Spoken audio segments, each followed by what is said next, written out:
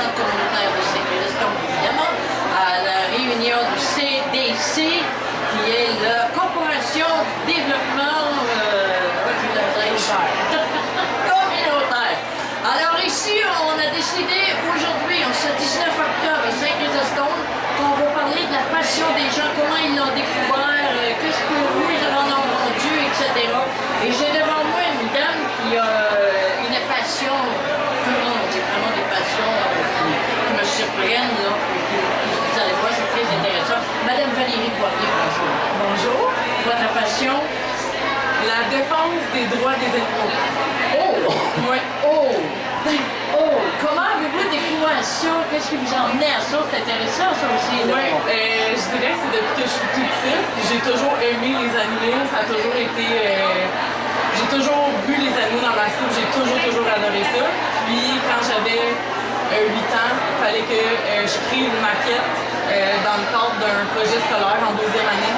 Je me rappelle, j'avais fait une maquette d'un refuge pour Panda.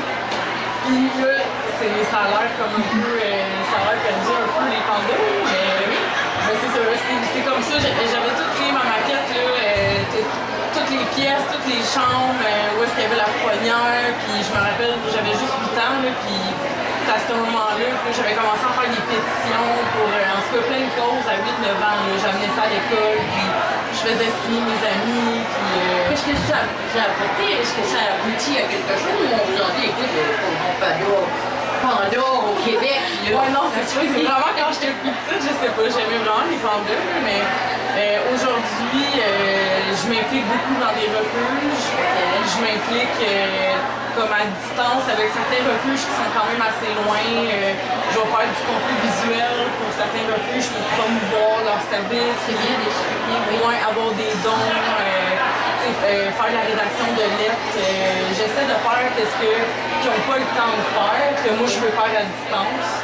Puis une autre chose que j'ai faite concrètement, c'est que je nommerai pas la ville, mais je me suis, j'aime pas dire le mot battu, là, mais je me suis présentée à tous les conseils municipaux pendant un certain nombre de mois pour instaurer une loi d'interdiction d'utiliser un animal à des fins de garde d'un commerce, parce qu'il y avait des chiens qui étaient attachés dehors en 2020. Là, on est en 2022, mais je faisais en 2020 des caméras de surveillance à l'existe. Il y avait encore des commerces qui utilisaient des chiens à l'extérieur, été comme hiver, canicule comme tempête de neige, les chiens étaient dehors. Fait que là, finalement, il y a un règlement qui a passé dans cette ville-là, qui s'est interdit. Fait que ça, c'est un bel accomplissement, donc je suis vraiment fière. C'est bien aussi, vous avez raison de dire.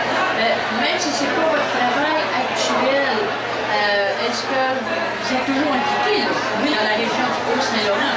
Je dirais comme j'essaie de m'impliquer avec un sanctuaire en esprit. J'essaie de voir les... Ça, vous y aidez comme vous êtes à distance. Oui, c'est ça.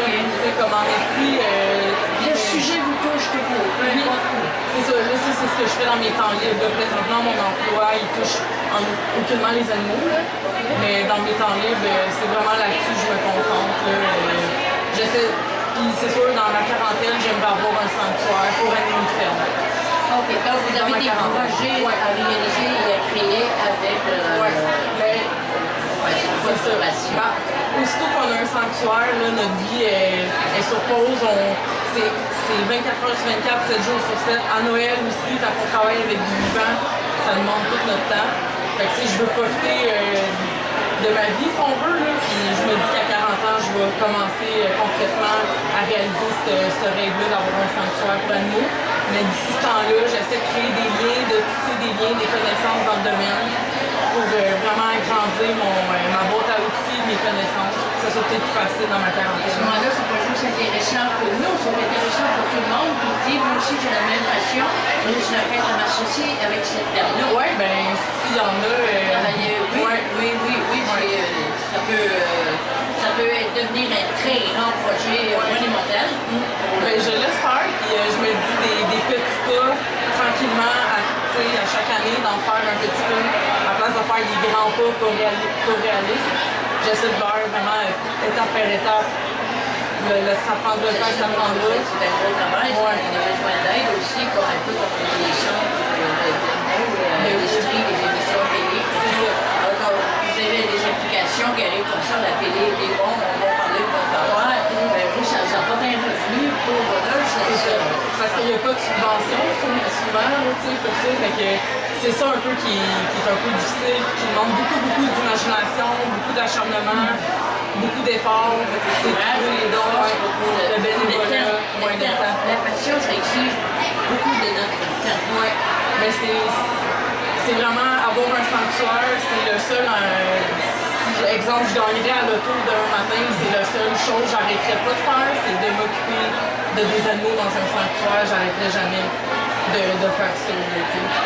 Quand on dit Je vais garder votre nom, vous travaillez dans un travail public, vous ne devrait pas être dur. Non, si je suis agent. Alors, si je gagne une auto, je pense que je vous aiderai. ah, ça serait pas d'un petit don, là. J'adore les petits animaux domestiques, que je viens d'en perdre un petit Yorkshire moi-même. Là, Ouais. Oh oui.